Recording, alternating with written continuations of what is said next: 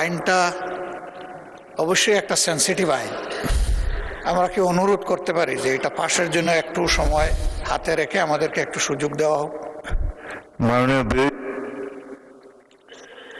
আপত্তি জানাবার জন্য একটা নির্দিষ্ট সময় আছে, সেই সময় আপত্তি করলে এটা আমরা গ্রাহ্য করতে পারতাম। এখন বিলের এই স্টেজে আর আপত্তি করার সুযোগ নেই।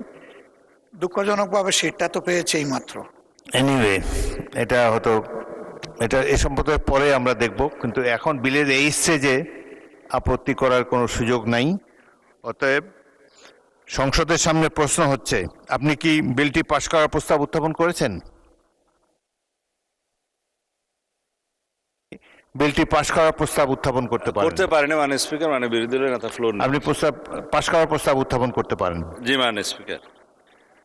মাননীয় স্পিকার, এই বিলটা হলো একটি গণহত্যাকারী সন্ত্রাসী সংগঠনের নিষিদ্ধকরণ সংক্রান্ত একটা অ্যামেন্ডমেন্ট। আগের যে আইন ছিল সন্ত্রাস বিরোধী আইন, সেটা অ্যামেন্ডমেন্টের জন্য। মাননীয় বিরোধী দলীয় নেতা নিশ্চয়ই স্মরণে থাকার কথা, ওনারা এবং এনসিপির বন্ধুরা সবাই মিলে এটা আন্দোলন করেছিলেন। সেই আন্দোলনের প্রেক্ষিতে এটা মোটামুটি বাংলাদেশে একটা জনমত সৃষ্টি হয়েছিল। সেই প্রেক্ষিতে তাদের কার্যক্রম নিষিদ্ধ করা হয়েছে সন্ত্রাস বিরোধী আইনে, এবং অ্যাকর্ডিংলি সেটা নির্বাচন কমিশনে তাদের রেজিস্ট্রেশনটাও সাসপেন্ডেড হয়ে আছে। এবং এখানে এই আইনের অনুবলে পরবর্তীতে আর্টিকেল 47 অনুসারে সংবিধানের আইসিটি অ্যাক্টও পরিবর্তন এনে সংগঠনের বিচারের জন্য সেই আইনটাও সংশোধন করা হয়েছে। এখন আপনারা যদি এর উপরে আলোচনা করতে চান, আমার মনে হয় সংশোধনের সেকেন্ড রিডিং এর স্টেজে যদি আপনারা সংশোধনী দিতেন, আলোচনা থাকতো, এবং ফার্স্ট রিডিং এ উত্থাপনের পরে যদি আপনারা আপত্তি তুলতেন, তাহলে আলোচনা থাকতো। আমি উত্থাপন এই ব্যাপারে তো আমি আমার রুলিং দিয়েছি, আপনি আপনার পাশ করার প্রস্তাব। ধন্যবাদ মাননীয় স্পিকার আমাকে কথা বলার সুযোগ দেওয়ার জন্য। আমি জাতিকে পরিষ্কার করার জন্য এই কথাগুলো বলি। জাতি পরিষ্কার আছে, মেনে নিয়েছেন। ধন্যবাদ মাননীয় স্পিকার। মাননীয় বিরোধী দলের নেতা মেনে নিয়েছেন।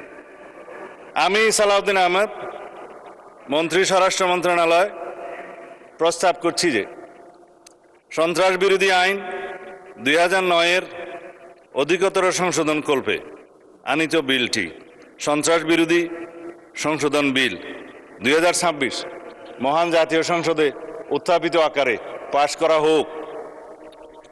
সংসদের সামনে প্রশ্ন হচ্ছে, সংসদে উত্থাপিত আকারে সন্ত্রাস বিরোধী সংশোধন বিল 2026 পাশ করা হোক।